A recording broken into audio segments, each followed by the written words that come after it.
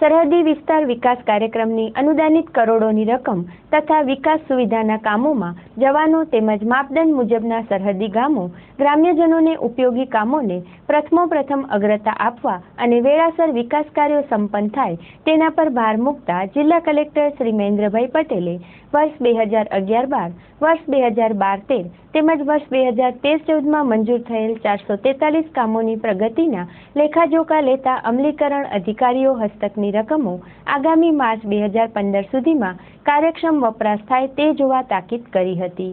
આ તકે તેમણે અધિકર્મીઓની આવી સંવેદનશીલ બાબતોમાં ચીવટ સંવેદનશીલતાને સરાહનીય ગણાવતા હજુ વધુ સનિષ્ઠતા શા માટે નહીં તેવો ભાવોદ્ગાર વ્યક્ત કર્યો હતો।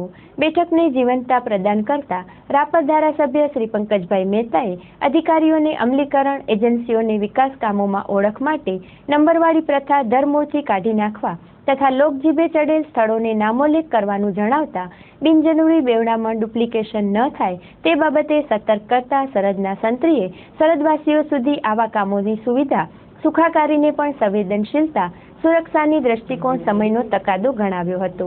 બેઠકમાં ઉપસ્થિત ભુજ ધારાસભ્ય ડોક્ટર નીમાબેન આચાર્યએ પદાધિકારીઓનો સાથ સહયોગ સર્વાંગીણ દ્રષ્ટિએ હિતાવહ ગણાવતા વિકાસના માર્ગે આવતી નાની મોટી ગૂંચોનો ત્વરિત નિકાલ થાય અને સરહદવાસીઓને તેના દ્વારા સુશાસનની અનુભૂતિને ગતિશીલ ગુજરાત ગતિશીલ રાષ્ટ્ર માટે પાયાની જરૂરિયાત ગતિશીલ રાષ્ટ્ર માટેની પાયાની જરૂરિયાત ગણાવી હતી।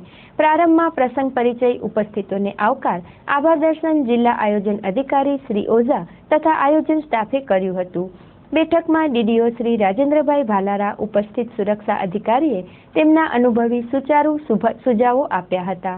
બેઠકમાં રાપર ધારાસભ્ય શ્રી પંકજભાઈ મહેતા, ભુજ ધારાસભ્ય ડોક્ટર નીમાબેન આચાર્ય, પશ્ચિમ કચ્છ ડીએફઓ શ્રી વિહોલ, પંચાયત કાર્યપાલક શ્રી મકવાણા, કાર્યપાલક શ્રી જાડેજા, નાયબ પોલીસ વડા શ્રી રાણા, બીએસએફના શ્રી અમરદીપ, નાયબ પોલીસ વડા શ્રી રાણા, બીએસએફના શ્રી અમરદીપ, ડબલ્યુઆરઆઈ કાર્યપાલક શ્રી ચૌધરી, બીએસએફના શ્રી જેએસજી શ્રી મોહિત, શ્રી ભટ્ટ, શ્રી યાદવ, શ્રી હરિજી, કોસ્ટલના શ્રી યાદવ, આત્માના શ્રી મહેશ્વરી, આઈટીઆઈના શ્રી ચોટાઈ, ભુજ ડીડીઓ શ્રી પંપાણિયા, કાર્યપાલક શ્રી પરમાર, લખપત ટીડીઓ શ્રી મકવાણા, જમીન વિકાસ નિગમના શ્રી પરુલકર, પંચાયત સિંચાઈ કાર્યપાલક શ્રી જે.કે. શ્રીમાળી, પાણી પુરવઠા કાર્યપાલક શ્રી ડી.એલ.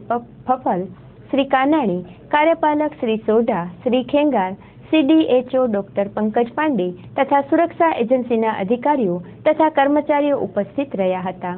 જિલ્લા કલેક્ટર શ્રી મહેન્દ્ર પટેલે આ બેઠક અંગે ચંચળ ન્યૂઝ સાથે વાત કરી હતી। કચ્છ સરહદી જિલ્લો છે અને કેન્દ્ર સરકાર દ્વારા કચ્છના સરહદી વિસ્તારોના વિકાસ માટે બોર્ડર એરિયા ડેવલપમેન્ટ પ્લાન અમલમાં મૂકવામાં આવે છે। સરહદી વિસ્તાર જે પાકિસ્તાન બોર્ડરથી 0 થી 10 કિલોમીટરની વચ્ચે આવતા 103 ગામોમાં વિકાસના કામો ઉપરાંત આર્મી, બીએસએફ, એરફોર્સ એ લોકોને સરહદ ઉપર જે જરૂરિયાત હોય, પાણીની જરૂરિયાત હોય, બીઓપી બાંધવી હોય, રસ્તા બાંધવા હોય, તળાવ બનાવવાના હોય, વેજીટેશન માટે એ બધા કામો આ યોજના અંતર્ગત મંજૂર કરવામાં આવે છે। આજે એની સમીક્ષા બેઠક રાખવામાં આવી હતી અને છેલ્લા 3 વર્ષમાં લીધેલા કામોની પ્રગતિની સમીક્ષા કરવામાં આવી।